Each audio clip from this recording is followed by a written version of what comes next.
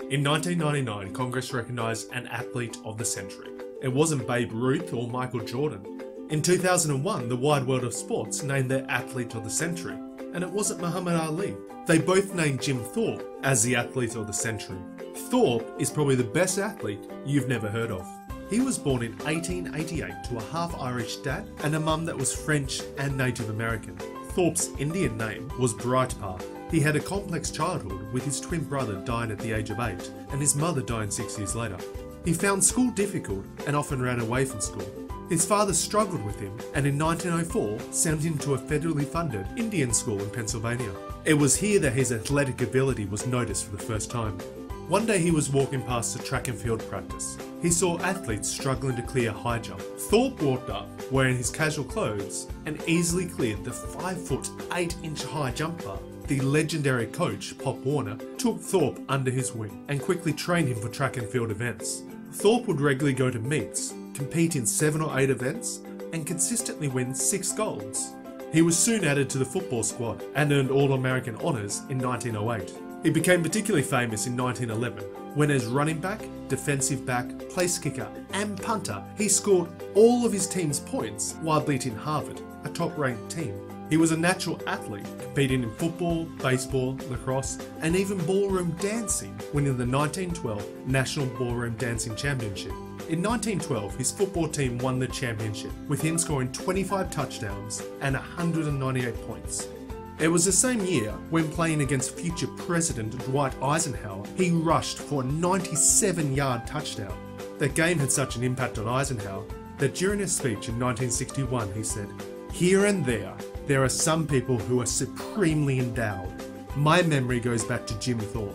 He never practiced in his life, but he could do anything better than any other football player I ever saw." Thorpe was awarded All-American honours in both 1911 and 1912, and besides starring in football and track and field, he excelled in other sports such as baseball, lacrosse, basketball, golf, swimming, billiards, rowing, hockey and boxing. He went on to play professional football and professional baseball. He ended his 1919 baseball season with a .37 batting average. Thorpe represented America in the 1912 Olympic Games, dominating both the decathlon and pentathlon. In the pentathlon, he won 4 of the 5 events: long jump, 200 metres, discus and 1500 metres. In the decathlon, he set a record in the 1500 metres and with 8,412 points, he broke the decathlon world record by 998 points. The King of Sweden was so impressed he said to Thorpe, "You, sir, are the greatest athlete in the world." When he returned to the US, he received a lot of public praise and a massive parade. He was heard saying, "I heard people yelling my name. I couldn't realise how one fella could have so many friends." The president even recognised him as a great American citizen, which is a little bit ironic because of his race and birthplace. He wasn't actually entitled to be an American citizen. Unfortunately, because prior to the Olympics in 1909, he had spent 1 season playing semi-professional baseball, a scandal occurred and he had to return his gold medals because professional players were not allowed at the Olympics. After the Olympics, he continued to play professional baseball and football. And in 1920, Thorpe was named the first president of the American Professional Football Association, now known as the National Football League. He's considered instrumental in starting professional football in the US. While he lost his gold medals, he received a lot of other recognition.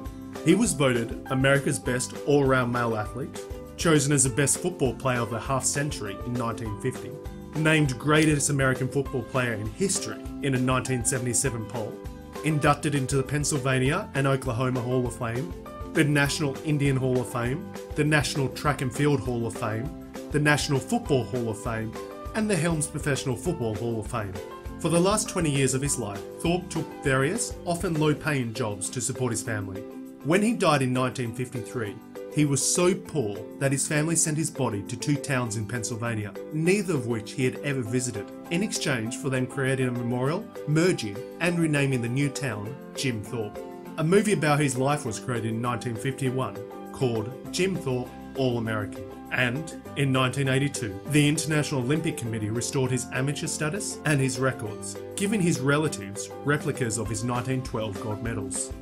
The story of Jim Thorpe doesn't just tell us about the past, but also about the future. Perhaps the most staggering part of this story is not his incredible achievement in such a broad range of sports, but rather that the name of the man who was once considered the most famous athlete in the world is all but forgotten from general knowledge within 100 years.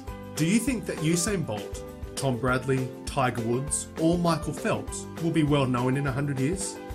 If you enjoyed this video, give me a thumbs up, share, and subscribe. Thanks for watching.